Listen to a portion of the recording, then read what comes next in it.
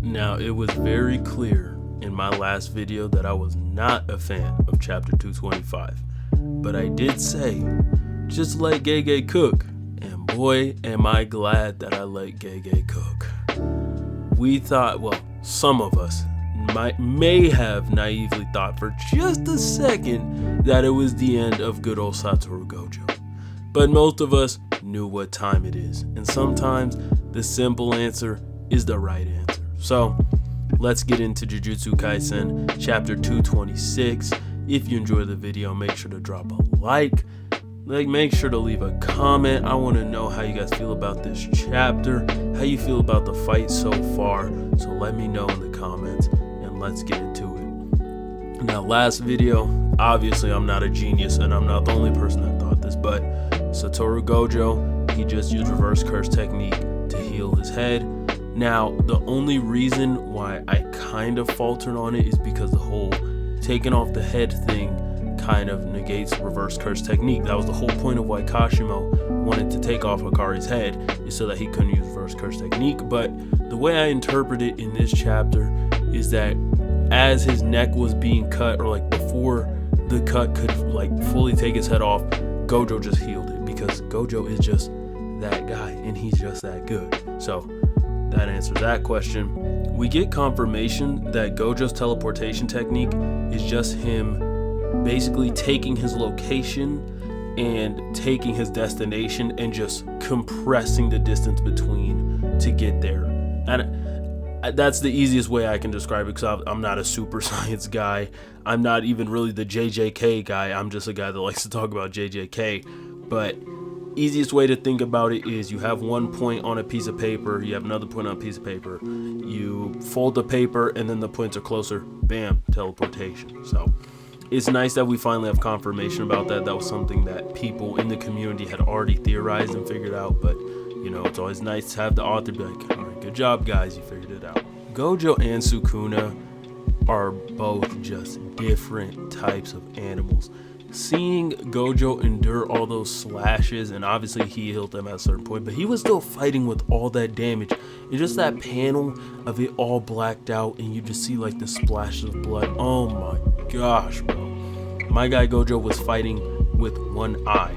I didn't fully watch the video. I watched a couple seconds of video about the chapter, and someone in the comments was like, oh, I would like it if Gojo lost one of his eyes, you know, to serve as a reminder, kind of, a consequence of the battle. But Gojo just healed his eye right back, which may not be that wild because it's just a part of his body, but it is one of the 6 eyes. So I don't know, that might even be more impressive than I really think it is, but I just kind of view it as it's his eye. Of course, he's going to be able to heal it with his reverse curse technique. So, but man, he was still going full throttle with the one eye and all the cuts.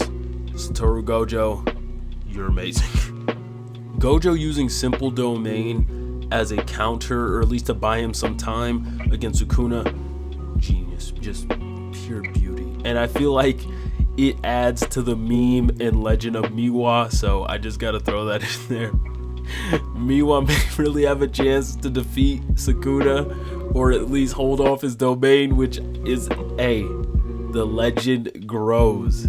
We just have to see Miwa's growth and how she might be the one to put down Kenjaku. With the way that everybody else is reacting, Yuta need to take some notes, because another thing I wanted to talk about is Gojo using his reverse curse technique to heal his technique, his cursed energy technique. Now, this could be something that was established earlier in the series, because like I said, I'm not the JJK guy. I'm sure it was, but just the fact that Gojo did the simple domain to buy himself some time, took the gamble of not healing his attacks, even when he was about to get his head cut off again, in order to heal his technique and be able to come at Sukuna again.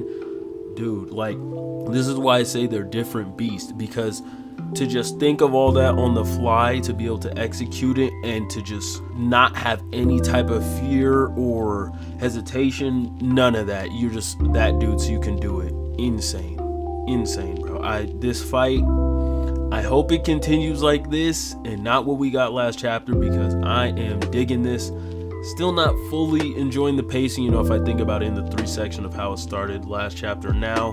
But I did like the beginning and I do like now, so I'm just gonna focus on that, and hopefully we can get even more. The last thing I wanted to say is I love both of these characters, but as I said last time, I think Gojo is gonna lose. And just going based off this chapter, bro, if you're betting money, or if you were gonna bet money, put your money on Sukuna, bro, because this man is now you could see it two ways. You could see, oh bro, this is light work to Gojo, like he just thought of it on the fly, blah blah blah. But I'm telling you, I'm still holding off. I need to see exactly how deep Gojo's bag is. He has had a month to prepare for this fight, but Sukuna has this man twerk, bro. He has this man low key twerking. I'm not even gonna hold you. Like he got Gojo shaking a little some, because this man Sukuna still has all the 10 shadows and still has Mahoraga. And yes, Gojo got that shot off, very impressive. Gave him a little hug, put him through the shrine. But bro, Gojo, your domain don't work, so I hope your bag is deep enough to handle this man Sukuna, because he's barely even touched his bag of tricks. But anyways, that's it for the chapter discussion. Again, make sure to drop a like, leave your thoughts below in the comment section. You got your money on Sukuna? Do you got your money on Gojo? How do you feel about everything? It is being your boy Dougie D Fresh, and I'm out. Peace.